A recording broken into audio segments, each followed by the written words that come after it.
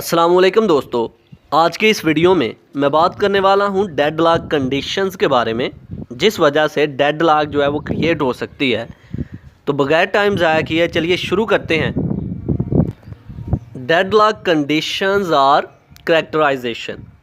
तो डेडलॉक किस वजह से क्रिएट होती है? Deadlock occurs if the following 4 conditions take place simultaneously in a system. अगर ये 4 कंडीशन जो नीचे मैंने लिखी हुई हैं, अगर ये 4 कंडीशन एक ही टाइम पे क्रिएट हो जाएं तो समझ लो कि डेडलॉक जो है वो क्रिएट हो गया। Mutual exclusion, hold and wait, no preemption and circular wait. तो अब ये कंडीशंस हैं क्या? अब इनको वन बाय वन डिस्कस करते हैं। डेडलॉक कंडीशंस, तो पहले मैं बता दूं फिर से कि डेडलॉक क्या है। जब डिफरेंट सेवरल प्रोसेसेस जो हैं किसी एक रिसोर्स को, किसी एक नॉन शेयरेबल रिसोर्स को एक्सेस करने के लिए आपस में compete करते हैं, दैट इज़ कॉल्ड डेडलॉक। मतलब प्रिंटर जो है ये एक नॉन शेयरेबल रिसोर्स है। डिफरेंट प्रोसेसेस हैं, मान लो कि 2 या 3 प्रोसेसेस हैं, वो प्रिंटर को एक्सेस करना चाह रहे हैं। तो प्रिंटर ने क्या कहना है, वन बाय वन हर एक आके मुझे एक्सेस कर सकता है। ये नहीं हो सकता कि तीनों इकट्ठे ही आके एक्सेस करें। तो अगर तीनों इकट्ठे आएंगे तो उन तीनों में से किसी को भी प्रिंटर एक्सेस नहीं होगा। अगर किसी को भी प्रिंटर एक्सेस नहीं होगा, वो तीनों एक दूसरे के साथ compete कर रहे हैं कि पहले मेरी बारी, दूसरा कह रहा है पहले मेरी बारी, तो इस सिचुएशन को कहते हैं डेडलॉक। तो कंडीशंस क्या होगी? म्यूचुअल एक्सक्लूजन सबसे पहले डेडलॉक के क्रिएट होने की। अगर कोई एक नॉन शेयरेबल रिसोर्स एग्जिस्ट करता होगा तो प्रोसेसेस अगर उसको एक्सेस करना चाह रहे हैं तो डेडलॉक क्रिएट हो सकती है। मसलन फॉर एग्जांपल 3 प्रोसेसेस हैं, तो वो तीनों प्रिंटर को अगर एक्सेस करना चाह रहे हैं तो प्रिंटर हमारे लिए एक नॉन शेयरेबल रिसोर्सेज है। प्रिंटर को तीनों एक ही टाइम पे एक्सेस नहीं कर सकेंगे, साइमल्टेनियसली वो एक्सेस नहीं कर सकेंगे। तो इस तरह डेडलॉक जो है वो क्रिएट होगी। तो म्यूचुअल एक्सक्लूजन को लफ्जी तौर पर पढ़ते हैं, at least one resource must be held in a non shareable mode. एक रिसोर्स जो है नॉन शेयरेबल मोड में अगर होगा तो डेडलॉक क्रिएट होगी।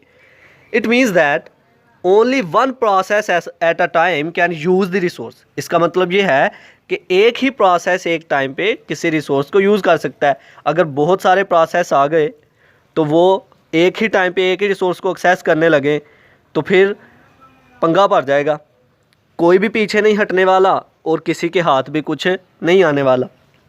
इसी तरह दूसरी कंडीशन है होल्ड एंड वेट।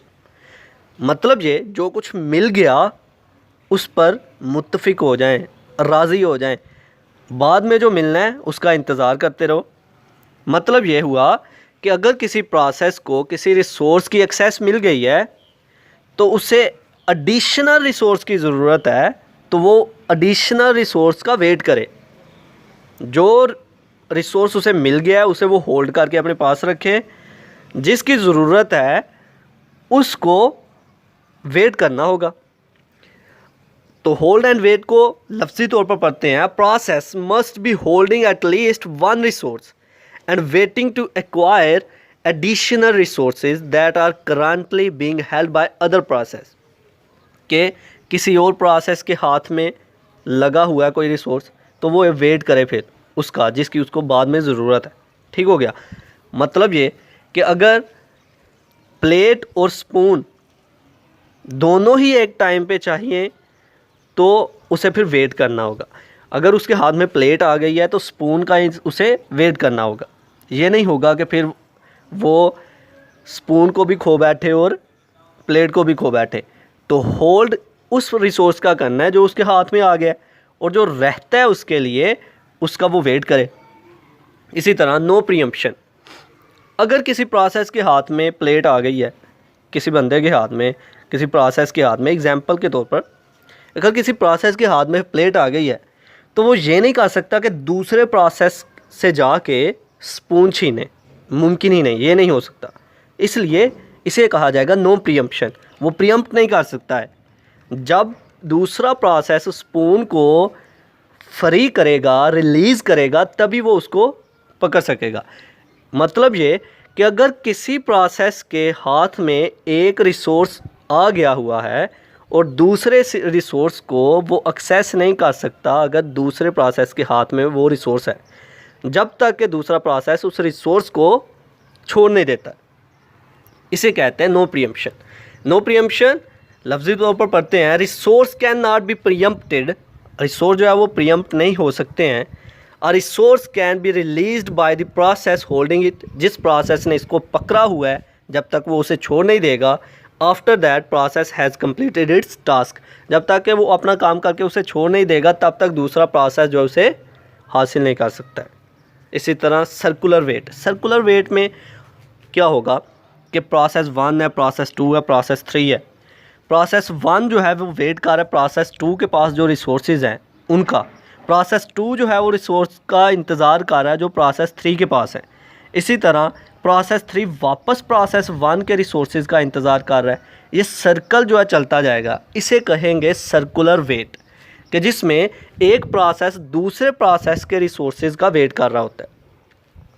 तो डेडलॉक क्रिएट होती है अगर ये चारों की चारों कंडीशंस जो हैं, अगर ये चारों कंडीशंस हो रही हो एक टाइम पे अकर हो रही हो तो डेडलॉक क्रिएट होती है। अगर इन चारों में से कोई एक भी मिसिंग है तो डेडलॉक क्रिएट नहीं हो सकती है। तो ये था आज का हमारा लेक्चर जिसमें हमने बात की डेडलॉक कंडीशंस या फिर कैरेक्टराइजेशंस के बारे में। आई होप कि आपको मेरी ये वीडियो पसंद आई होगी। Like this video, share this video and comment below this video if you have any question. Thanks for watching, subscribe focus group. अल्लाह हाफिज़।